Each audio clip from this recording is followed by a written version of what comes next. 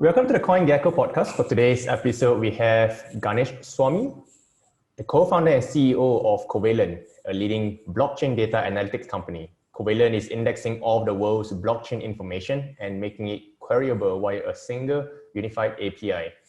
Ganesh is a serial entrepreneur and has over a decade experience in big data analytics.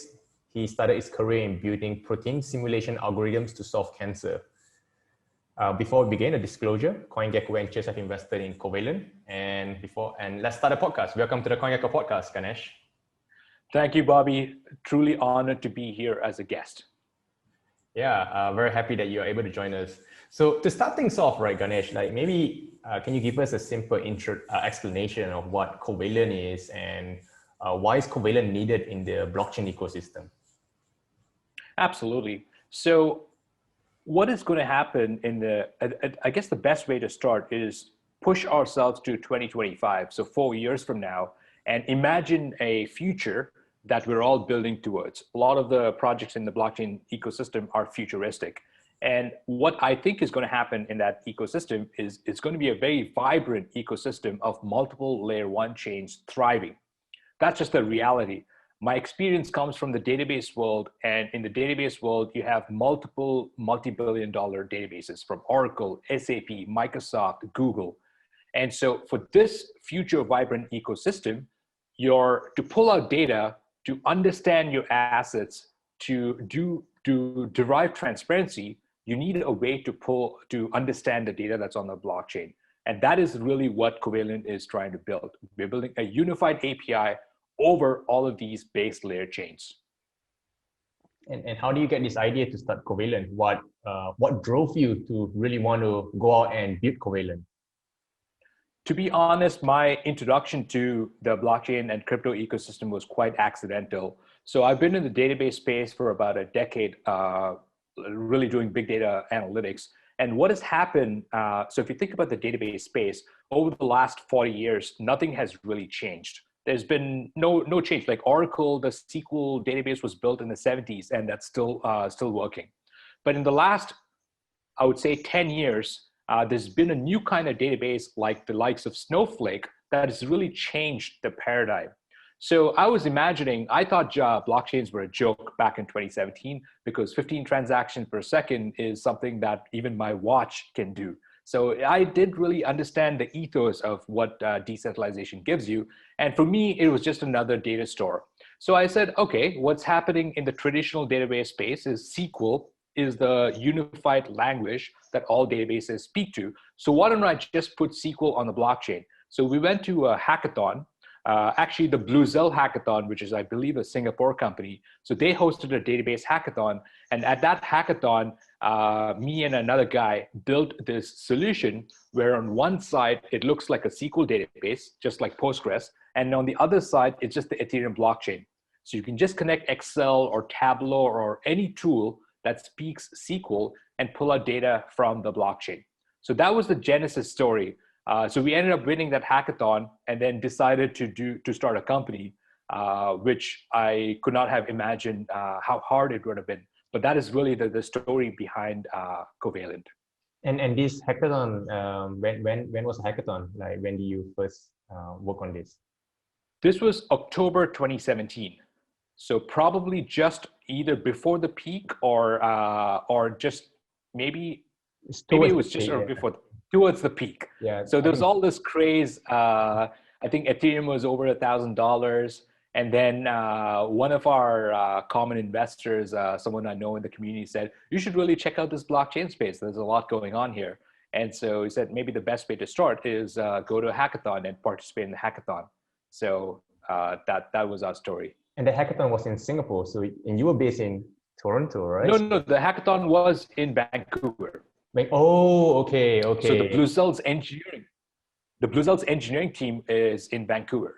Okay, that makes sense. I thought you flew all the way from Canada all the way to Singapore just to... All right, cool. No, it's... So who are the current... And so... Sorry, go ahead. Just to complete one more sentence from that idea. So when we started the company, we wanted a cool, catchy name. And one thing that is very apparent in the blockchain ecosystem is the words like block, the words like chain, a hexagonal logo. These are all standard tropes, right? It's just a repeated pattern. So I didn't want any of those ideas. And that's why we called our project Covalent, because covalent bonds in chemistry, which is where my background is, binds dissimilar things. And here we are binding blockchains and database. So that's really the genesis story for Covalent. So we came up with a cool chemistry name. Of course, we didn't stick with any of the periodic tables or the gas bubbles and all that stuff. We just the name is Covalent. Yeah, I always thought there's some connection with covalent bonds in the name. Because that is it. So we bind blockchains. That's really what we do. Binding blockchains with SQL and SQL and putting them easy to access. All right. Exactly. So I guess since the time you started in October 2017 through this hackathon up to now in February 2021, like how many users have you gotten so far? Who are the current users of Covalent? Absolutely. So I would not say the journey has been easy. So right when we started building the product. It took us about 8 months to build an MVP. And then, just as any entrepreneur, you go out and recruit users, right? And we went out and tried to recruit users, but well, there was just no users because we were in the depths of the bear market. And so it was just grinding and grinding and grinding, finding customers here and there. So I would say 2018 and 2019, there wasn't a lot of traction. We were still refining the architecture, still hitting some of the scaling challenges with Ethereum. And then 2019, DeFi started picking up. So initially in the 2019, I would say late 2019, early 2020, what happened is we started closing a lot of these dApps. So like if you look at the InstaDApp version 1, a lot of the OTC desks, B0X back then, Neo lending platform. There was a lot of like dApps, like those early dApps that were using Covalent to pull out analytics. So mostly interest rates, balances, positions, that kind of stuff. Very, very primitive stuff. And then 2020 came around.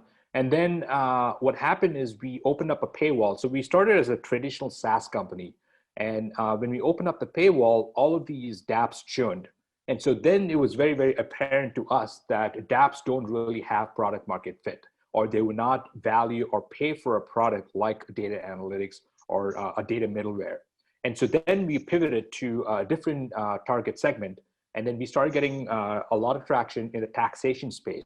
So in the Western world, every DeFi transaction is a taxable event. So you need accurate cost bases.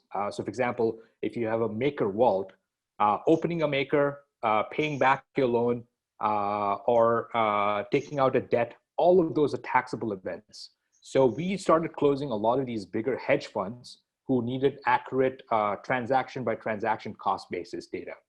So these guys have in-house accountants to do the tax liabilities, but they still needed the raw data. So the DAI wasn't really 1.0 back then. It was fluctuating between 99 cents and $1. And if you're opening a $5 million vault, it matters a lot. So that was the use cases that we started getting traction. And then we started closing bigger and bigger customers. Another anchor customer for us would be Consensus. So Consensus was trying to build this, I would say, a token issuance platform. So they did the Scale token launch back in September. And so they wanted to build a dashboard that enables KYC and shows you bonus multipliers and vesting schedules. And so all of that data comes from Covalent, for example. And then now we have about 70 different users across a wide variety of customers. So we have lots of dApps. We are specifically very, very popular among wallets. So we have some special use cases specifically for wallets. We have a couple of exchanges. So if you use Coinbase, you can get a transaction export as a CSV. But if you're using Uniswap, you can't really get a CSV export. So that's another use case. I would say there's a lot of DEXs out there. There are some products where the LP, the liquidity pools, have to go through a KYC program. So some kind of analytics there. Projects like Polka Starter that is trying to figure out what are scam projects, projects like Reef, that's using Covalent for all of their positions and balances, specifically when it comes to a cross-chain future. Yeah, so just a lot of users out there, different kinds of use cases. And these guys are all paying like some sort of a monthly fee. So you managed to build up this SaaS data platform that you wish to build out right from the start, I suppose, right? So a little bit of story there. So what happened was until middle of 2020, because we were bootstrapped, we had to have a paying program. And so we became profitable by charging customers like Consensus. So all of the bigger clients we were able to charge. But I believe the next wave is to get these smaller dApps and then help them, give them a helping hand to reach product market fit. So all of these newer users, we don't charge at all. So I would say for the next year or so, after our funding round, monetization hasn't been that important for us. And we still monetize some of the higher end deals because they require SLAs and they require business insurance and liability, which of course you have to charge for. But all these smaller dApps, and there's a lot of these dApps, like in the hundreds, that it doesn't make sense today to charge them. You know, get them, and the phrase we'd like to say is capture their hearts and minds, and then capture their wallets in 2022. I like that quote. Yeah. And like, what about like, do you have any stats or metrics on like the number of API calls or so for Covalent, if you have it off your head? You know, I'm actually embarrassed to say this, but we didn't keep track of API calls until December. Okay. So until December of last year, our API was behind a sign-up wall. Mm-hmm. And so the way we were charging our customers, our paying customers, is unlimited. Okay. All you can eat buffet, and you pay us a fixed yearly fee. So that is how we charge. So we never kept track of API calls. But starting January, when we open up the product where it's a self-serve product, you can go and sign up for the product from the website. We've started keeping API tracks, and we're serving queries in the millions of queries a month. Cool. Hundreds of millions of queries. And I believe your main competitor in this space would be the Graph, right? What we say would be the main differences between Covalent and the Graph. Yeah, so amazing question, a great question. Happy to expand upon that. I would say the biggest difference between the Graph and Covalent is a philosophical difference. And so in the Graph, what they recommend that their users do is to invest time in writing a subgraph that transforms the blockchain data and then serves it through a GraphQL API.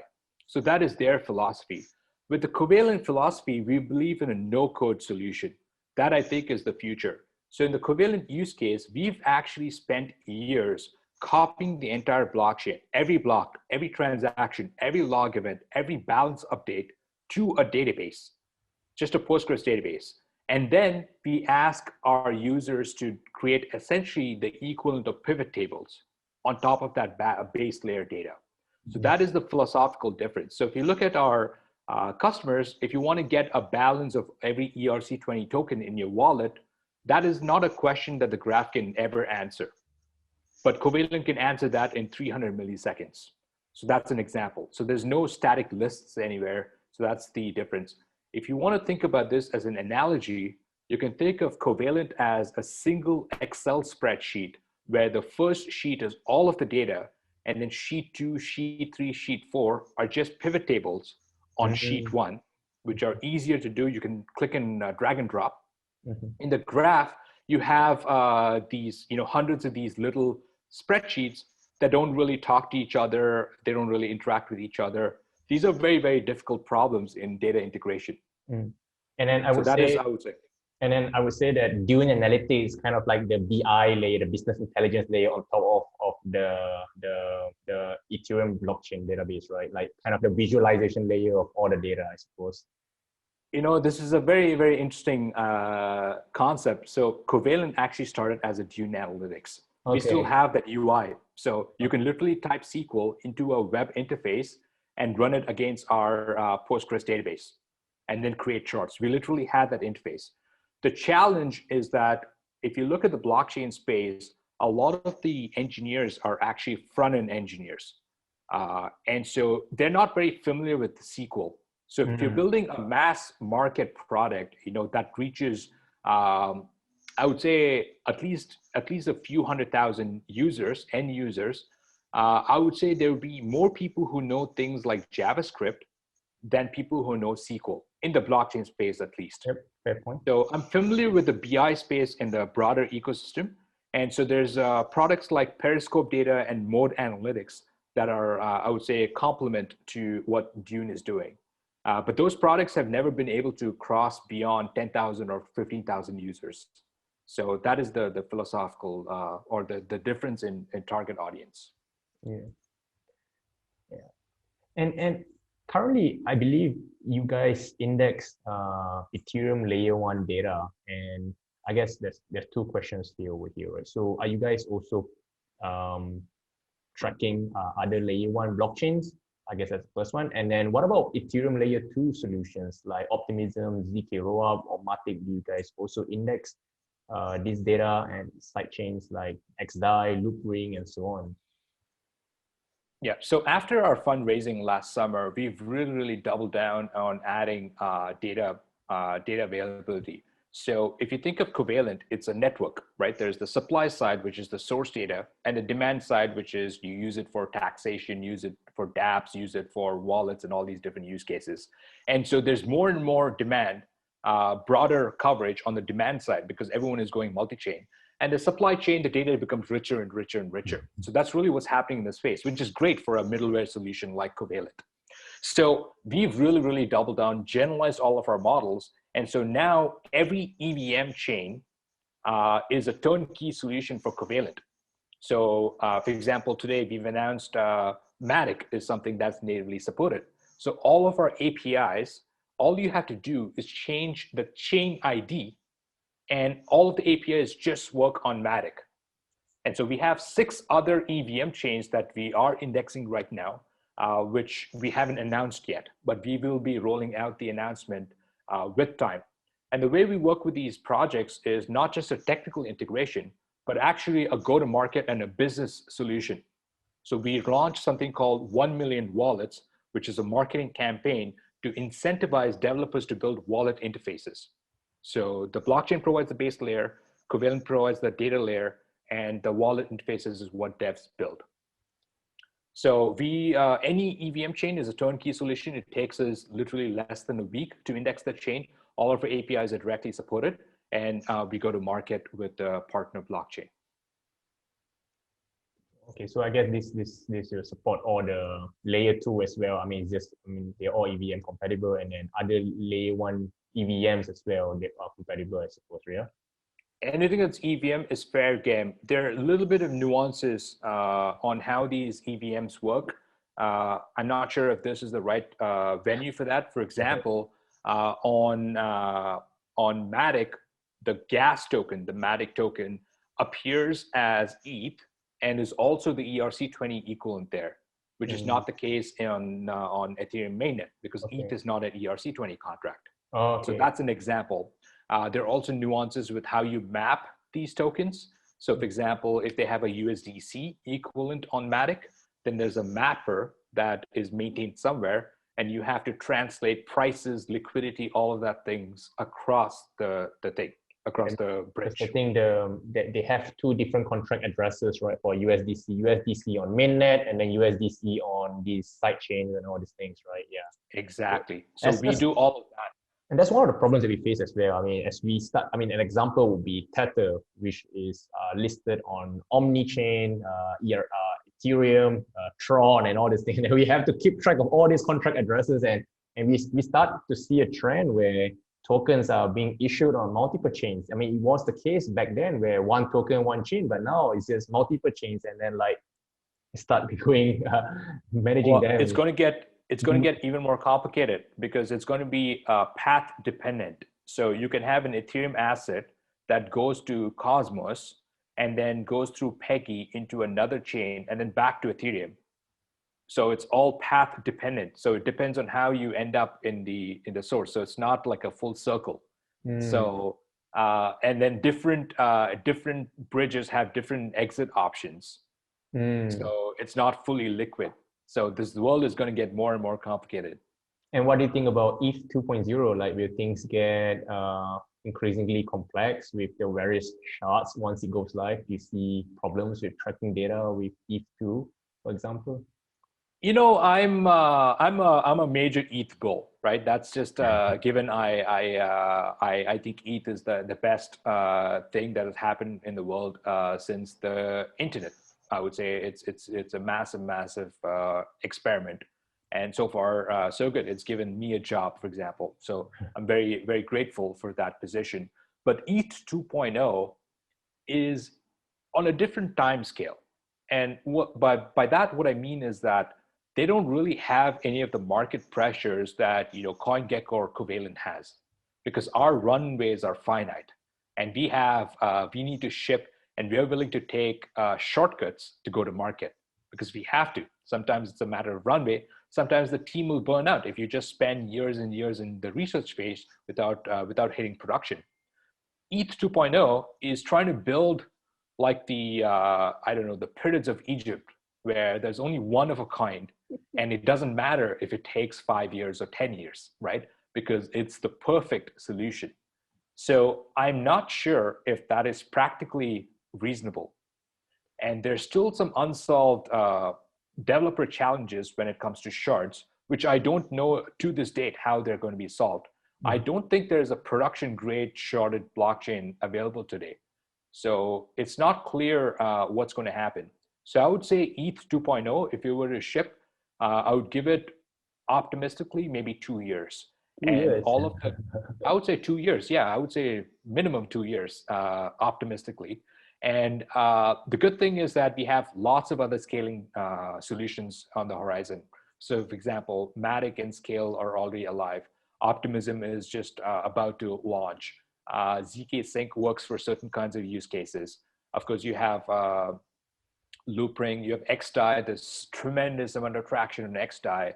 So all of these, and of course, all the other layer one chains like the Solanas and the Near protocols and the Avalanche, they're all available. So developers are spoiled for choice today. So what if Ethereum does not scale? Then you have all of these other options, and you still settle on Ethereum. I think that's a great place to be. Yeah, I mean, everyone's kind of pinning hopes on ETH too, because like transactions, like ETH network is completely congested now with gas prices going super high these days. So, I mean, we've been talking about not just ETH 2, but layer 2 solutions for like years now, and nothing. I mean, the systems are live, but it's still rather hard for a beginner to kind of start interacting on this layer 2. I mean, we have to get the pros, the ETH natives like you and me to start using on these layer 2 solutions to free up space so that the beginners can get started on the layer 1. But I don't know, hopefully this year things get more certain, more people start using layer 2 and things clear up. But like Polkadot's kind of building on shards as well, right? Via the different parachains. So that's kind of a roughly similar concept to ETH 2, right? So I would say Near is a sharded blockchain as well.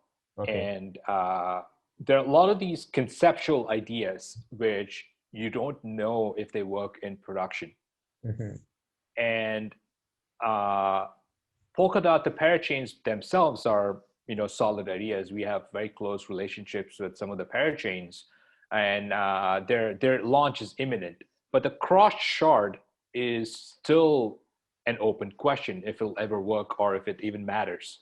If you have a fast enough base layer chain, why do you even need to shard? Shard is not the only solution.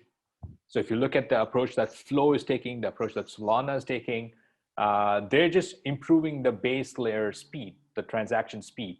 So at least that is, just like how I said that this war is a philosophical war. It's sharding, no sharding, something like, no code versus subgraph. Yeah. So I think, it's a matter of time. Nobody knows the answers yet. It's a bit kind of like, I mean, the trilemma issue, right? Decentralization, scalability, and I mean, when you have like larger scalability, it kind of like goes, it's up at decentralization. So I get the ETH guys who say the Solana is not as decentralized as Ethereum, and And it's like, as you said, it's a philosophical question. There is no right and wrong answer. I mean, something got to go. Exactly. Yeah. I going back to the database world, I mentioned some of the big names like the Oracles and the Microsoft, but there's actually a website called dbdb.io. So it's a database of databases, and on that website they have 600 databases for every single kind of use case. So that's what I'm saying. Like there is the future is multi-chain. There's going to be a database, or there's going to be a blockchain for every single use case, and that's how it should be. There cannot be a one size fits all. That just is not practically possible. So in the database world, you have time series databases, you have graph databases, you have key value stores, you have blob storage, you have databases that show provenance of data, you have just relational databases, and you have multimodal databases like Postgres that are, like a jack of all trades. And so I would say Ethereum is kind of like the jack of all trades. It's not the best probably at every single use case, but you can definitely build a specialized blockchain for a specific use case and carve out your niche. And if this space is going to grow, I mean, that's why we're all here, right? We're very bullish on the future of this space, and there's going to be ample opportunity for all of the blockchains. That's at least my read on the space. Mm-hmm. And you guys already tracking. You've already tracked like a few of these layer one, like near what other chains like Polkadot. You guys are already tracking data on the Polkadot chain as well. I think you mentioned Polkastarter. Right now, what we can share is Matic and Binance Smart Chain. That's what's publicly available, has gone through QA/QC. Polkadot is not live yet. So when it's live, we will be indexing that, specifically the Edgeware and Akala, a portion of Akala and Moonbeam. They're all EVM-based chains. So it's just a natural fit for us to index those chains. So we have some exciting announcements on that front. I don't want to spoil the spoils here. Cool. Okay. How do you see ETH DeFi ecosystem evolving with the various layer 2 solutions? Do you see any layer 2 solutions winning, or do you see problems coming out with any of these solutions later on? See, I think the challenge is the word DeFi itself is evolving, right? So there's DeFi, the base, lending AMM, they're all DeFi, right? And then you have something like the ETF with set protocol, and then you have rebalancing strategies like Yearn and Alpha, for example. And then you have these NFTs, which are crazy. And then the NFT and the DeFi merges, like NFTX, which is a good friend of mine here in Vancouver, which are bringing liquidity to NFT baskets. Yeah. So that's like kind of merging. And then you have this DeFi and FinTech merge, which is about to happen in the next couple of years. So I would imagine every single FinTech company will want to add a wallet for digital assets, and they'll need something like Covalent.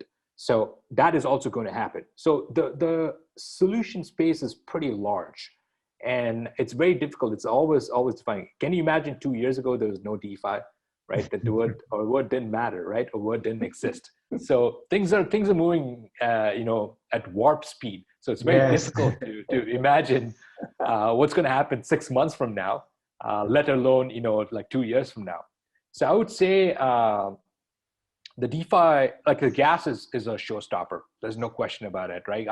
I've stopped using blockchain products, and that's not good. And I would say I'm well versed with the ecosystem. So I would say gas is a number one issue on Ethereum. So everything will evolve around Ethereum. I would say there is actually a very good chance that these layer 2s are actually bridging amongst themselves. So you can move from XDAI to Matic without going through Ethereum mainnet. So that's a very, very realistic option. So in that case, what happens is that you don't even need ETH 2.0 because these different chains are basically shards. Yep. Yeah, I mean, this gas thing is a big problem, right? Like, I mean, if you are just starting out, or you want to make like a small, you want to like you farm with, I don't know, $100, for example, there's no way. It doesn't make any economic sense at all because it costs like $30 to $100 just for gas fees. And then any beginner not going to pay $30 just to learn Ethereum. No one's going to do that. I mean, which leaves only the whales who's got like playing with at least $10,000 to make any of this worthwhile. I mean, if you're stopping $10,000 on Uniswap, then yeah, I mean, of course, paying $30 on gas, that's totally fine. But like, but yeah, I mean, it's basically crowding out a whole group of people in the space, and yeah, I mean, we got to get this thing solved and all. So yeah, that's a big problem, as you said. I mean, it almost feels that we are kind of like returning to the Bitcoin scalability debate of like 2014, 2015, but now like Ethereum, like, like, but yeah, let's see how it goes. What's your read? Do you think there's a solution on the horizon? My read, I was kind of pinning hopes on ETH2, and then like I really think that layer 2 needs to scale up this year. Like people need to get used. ETH native needs to get used to using layer 2 solutions like Matic or XDAI. It needs to be popular. Like Uniswap and all those other popular DeFi app needs to use one of these layer 2 solutions. If they don't, then these users, we will never get new users on board, and new users will go to Binance Smart Chain or Polkadot or Solana, any other chains, and once the users go to these chains, then like the DeFi apps, like those native of ETH will either, I mean, other teams will build on these chains, and then users go there, or these teams on Ethereum, we see that they're no longer growing because they can't get any more new users. So their TVL and dollar value go up because it's a function of ETH price. If ETH price goes up, then it's fine. But at some point, like they will probably start launching on other chains as well. Because if they don't, then someone else is going to do the same thing. So that's kind of bad for Ethereum ecosystem, I would say. I'm personally looking out for Solana and Polkadot this year to see kind of what's going on in this space, because those two seem to be the strongest layer 1 that may have a chance to compete against ETH. But let's see, right? I mean, it could be like the EOS and Tezos or any of these layer 1 solutions from 3-4 years ago. A lot of hype, but nothing came out. So we never know, right? But I mean, keeping an eye on those things. Yeah, it's definitely an exciting next couple of months, next couple of years to be in this space. So I guess my next question, right? What's kind of the plan for Covalent this year, if you can kind of disclose some of these plans already? Absolutely. So Covalent started as a traditional SaaS business, right? So there's nothing fancy about the business. Customers pay us money, and then we serve these queries. And that is how Covalent has been built over the last 2.5 years. And we became profitable, hit product market fit, and things were good. But I think, our ambitions are a lot higher than that. And we wanted to become basically a public good for the entire ecosystem. And if you look in the traditional world, these middleware companies are actually worth a lot, like Informatica, multi-billion-dollar business. So it's something, we have a chance here to build essentially the equivalent of a snowflake in a decentralized fashion. So what we've been building over the last 6 months or so is a decentralized version of Covalent. So we are yet to announce a lot of the token economics and a lot of the functional stuff there, but we do have a token. We'll be announcing a lot of that stuff soon. But I would say the big milestones for Covalent this year would be our public sale, which is sometime in Q2, and before that, all of the marketing activities like a developer or liquidity mining, developer mining, campaigns like that. And then I would say getting the network up and running from a test net, which is like a toy, to the production grade, enterprise grade Covalent that is in production today, that's a live product. So, we spent years building out that production version, and it's almost like we are disrupting ourselves, right? And work continues on that production grade system while the decentralized system is playing catch up. And so at some point in later this year, the two visions will merge, but customers will see no disruption. So on the customer side, it's going to look exactly the same. You don't need access to the Covalent tokens. You don't have to do anything special. So that is the magic of what we're building. We're just retooling the backend to make it decentralized. So I would say that is what the future of Covalent is. Sounds interesting. Yeah, I can't wait for this to see your plans and your visions combined later on this year. I guess for our listeners here, right? I mean, if they're interested to follow Covalent, where's the best place to follow and get updates on things?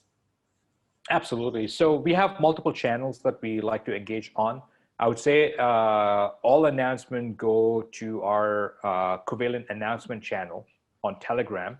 We also announce everything on Twitter. And if you sign up for our product, you will be hearing about all of the developer mining and liquidity mining provisions that come in. So if you don't hear about something on Covalent, that means we're doing a bad job. All right, cool. Anything else that you think I should ask that I haven't really asked yet? I would say, what's next for CoinGecko? You know, CoinGecko has become the mainstay. I think it's maybe one or top one or top two of my websites I visit, and I really like some of the deeper pages that you guys have, more than the front page. A lot of you, I'm sure you get a lot of traffic on the front page, but some of the deeper pages are very, very interesting. What you guys are building. So, what's next for CoinGecko? Like, I'd love to hear whatever you can share. Yeah, I think for us, we are constantly trying to stay on the cutting edge and following developments in the space. As we all know, things move really fast on not just ETH, on all different chains. So I think for us, is trying to stay up to date with all the things and then building tools that will make the lives of everyday users easier in interacting with blockchain systems. So I think we have a lot of features. You're right that the home pages and the coin pages get the most most visit, but like there's all these small different pages, smaller site that we built up that actually serves a lot of use to some niche users somewhere. I think for us, some of the latest things that we did is like yesterday we kind of launched our Bitcoin treasuries page for public companies. So Tesla just announced that they purchased $1.5 billion worth of Bitcoin. No idea how many Bitcoins they have yet because that was not announced, but we kind of launched this page to track all the supply. So that's, I think we calculated there was 0.52% of all Bitcoins are currently held by public companies. And we anticipate that this number is going to go up. More and more public companies just start holding Bitcoin in their treasuries. I can't wait for the time when governments start holding Bitcoin in their treasuries. So like you start seeing, I mean, the mayor of Florida started talking about it, but central banks, US government or any other government start holding them, then it really becomes like a replacement for gold. So then that becomes a really interesting metric to track because once they start holding Bitcoin, it's just a matter of time before they start holding ETH and maybe a basket of other currencies. So really excited for that. So we kind of start the things with that. I think another feature that we kind of rolled out recently as well was this add to MetaMask button on the coin pages. I saw that. Yeah. So, I mean, it was kind of annoying on MetaMask, like your coins are not reflected and you got to copy the contract address, go to asset page, paste the address and then click add. And before you can send a token out. So I felt like we had this idea and like, okay, there's this shortcut where you can click and it goes out to MetaMask and it automatically edits. So that's one of the things that we put out as well. And turns out that a lot of people like this feature as we announce it. So yeah, these are some of the things. I think for us is a lot of these small incremental changes are kind of what we plan to make the product better. There are some other bigger trends that we are seeing as well. We don't really have, I don't know, a 6 months or a 1 year roadmap per se, if you want to put it that way, because things just move so fast and we just have to adapt as we go along. But yeah, these are kind of the ideas that we have on improving CoinGecko. Very cool. Anything on the NFT side? Thinking about it. Still trying to make sense of things. It's still a bit complex. Yeah. So we've invested a lot into the NFT space, and I gotta say the data is a mess. It's unlike anything else that's on the blockchain. And so I think we have probably like 12, 13 customers who use our NFT endpoints and all kinds of things like machine learning, valuation, liquidity analysis, all kinds of things, even like wallet use cases. And the data is quite difficult. I think the initial, you know how it is, like someone builds a piece of technology and the technology picks up amazing traction. And what follows up from that basically defines the future of that industry. And because Ethereum didn't have a storage layer, the NFT metadata was all stored off-chain in all kinds of random places. That's just one example. Yep. And so if Ethereum did launch with the storage layer, everything would be in one place. It would be all consistent, and that's not the case. Just like how the Ethereum gas token is not an ERC20 contract, so you can't like all kinds of weird things. It's a completely different Merkleized root, which is different from every other ERC20 contract. So all of these small little things that is basically set, and now every other competitor to Ethereum, to make developers' lives easy, have to copy over those bugs as well, right? So it's very, very interesting what's happening in this space. Cool. Okay, I guess that's all that we have for today for the CoinGecko podcast. So thank you very much once again for spending the time to come and explain what Covalent is. Really appreciate you coming on the show. Thank you, Bobby, for this opportunity. Looking forward to getting this out live. All right.